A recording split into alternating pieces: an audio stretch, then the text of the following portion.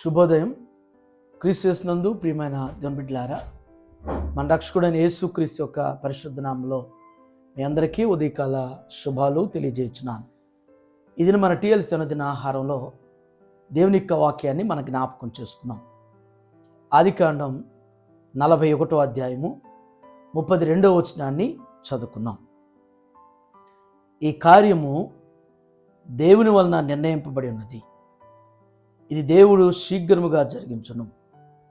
అందుచేతనే ఆ కళ ఫరోకు రెట్టింపబడిను.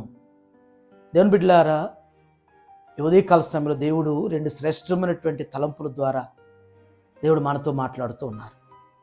మొదటి తలంపు ఏంటంటే, ఈ కార్యము దేవుని వలన నిర్ణయింపబడి ఉన్నది. దేవుని బిడ్డలారా, మన జీవితంలో ప్రతి దానికి కూడా దైవ చిత్తానుసారమై ఉంటుంది.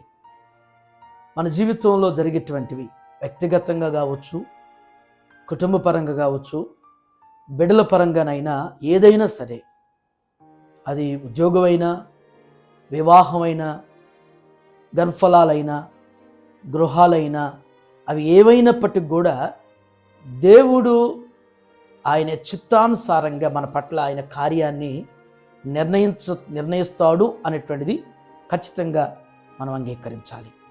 మన ఆశలు, మన ఆలోచనలు, మన తొందరపాటుతనం, మన నిర్ణయాలంటూ ఏమీ కాదు, కానీ దేవుని యొక్క చిత్తానుసారంగా మన పట్ల ఆయన కార్యాలు నిర్ణయింపజేస్తాడనేటువంటిది ఇది మొదటి అనుభవం. రెండవ అనుభవం, ఇది దేవుడు శీఘ్రముగా జరిగించును. ఇది దేవుడు శీఘ్రముగా జరిగించును. ఎందుకంటే దేవుని వాక్యంలో ఒక మాట మన జ్ఞాపకం చేయబడుతుంది, కాలములు సమయములు దేవుని స్వాధీనంలో ఉన్నాయని.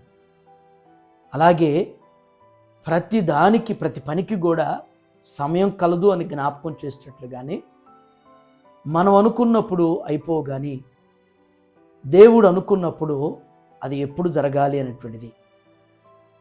అది విద్యలో కావచ్చు, ఉద్యోగాల్లో కావచ్చు, ప్రమోషన్స్ కావచ్చు, లేకపోతే ట్రాన్స్ఫర్స్ కావచ్చు, వ్యాపారంలో వృద్ధి కావచ్చు, కుటుంబపరమైనటువంటి మన యొక్క పరిస్థితులు కావచ్చు, అవి దేవుడే శీఘ్రముగా, దేవుడే త్వరగా జరిగించేటువంటి వారు. మనం తొందరపడి, మనం చింతపడి, మనం దిగులు పడి, మనం ఆయాసపడి, ఆందోళన చెందుతూ ఇంకా ఆలస్యం అయిపోతుంది వివాహాలకని, ఇంకా ఆలస్యం అయిపోతుంది ప్రమోషన్ రావటానికని, ఇంకా ఆలస్యం అయిపోతుంది బిడ్డలు పుట్టడం అనేటువంటిది అని చాలా నిరుత్సాహపడుతుంటాం, చాలా బాధపడుతూ భయపడుతుంటాం. ఇది కరెక్ట్ కాదు. ప్రతిదీ కూడా దేవుని నిర్ణయ ప్రకారం జరుగుతుంది.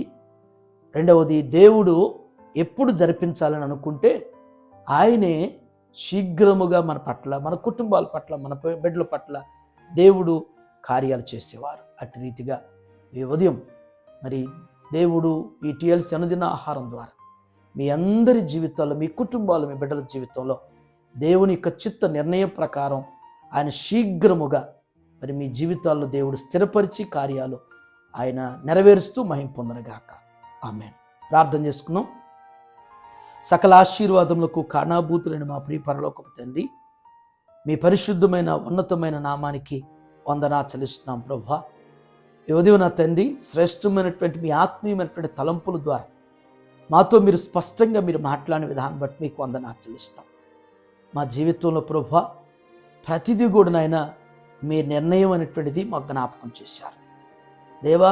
ఏదైనప్పటికీ వ్యక్తిగతంగా, కుటుంబ పరంగా, బిడ్డల పరంగా ప్రతిదీ కూడా నా తండ్రి మీ చిత్తానుసారం అనేటువంటి నిర్ణయం అనేటువంటిది జ్ఞాపకం చేసి వాటిని ఎప్పుడు ప్రారంభం చేయాలో, ఎప్పుడు ముగించాలో, ఎప్పుడు నెరవేర్చాలో, ఎప్పుడు స్థిరపరచాలో, ఏ సమయం అనేటువంటిది శీఘ్రముగా జరిగించేటువంటి వారు మీరై ఉన్నారు. ఏ ఉదయం నాయన టీఎల్సీ అనుదిన ఆహారం చూస్తున్న ప్రతి బిడ్డను, ప్రతి కుటుంబాన్ని మీరు జ్ఞాపకం చేసుకోండి అయ్యా. ఎన్నో నిర్ణయాలతో నా తండ్రి వారి ప్రాణాలు దేవ, వారి మనస్సును ఆయన ఆందోళనకు, ఆయాసానికి గురవుతున్న వారిని మీరు దర్శించండి దేవ. ఇంకా ఆలస్యమవుతుందని వేదన చెందుతున్న బిడ్డలు మీరు దర్శించండి దేవా. మీ వాక్యం ద్వారా నా తండ్రి వారి హృదయాలు పరిపూర్ణంగా మీ మీద, మీ యొక్క నిర్ణయం మీద ఆధారపడి దేవ మీరే జరిగిస్తారు అని ప్రతిదానికి సమయం కలదనేటువంటిది మీ కార్యాల కొరకు నిరీక్షించేటువంటి విశ్వాసాలు స్థిరపరచండి. దేవా, ఈ దినమంతట్లో నాయన మీ బిడ్డలైనటువంటి మాకు మీరు తోడుగా ఉండి మీ కాపురత్వం కింద మీరు నడిపిస్తూ బలపరచండి. ఈ దినమంతట్లో నేను బిడ్డలు చేయనటువంటి వారి పనుల్లో, వారి ప్రయాణాలు, వారి బాధ్యతల్లో మీరు తోడుగా ఉండి నడిపించి స్థిరపరచమని యేసయ్య నామములో ఈ ప్రార్థన మీకు సమర్పించున్నాను తండ్రి. ఆమేన్.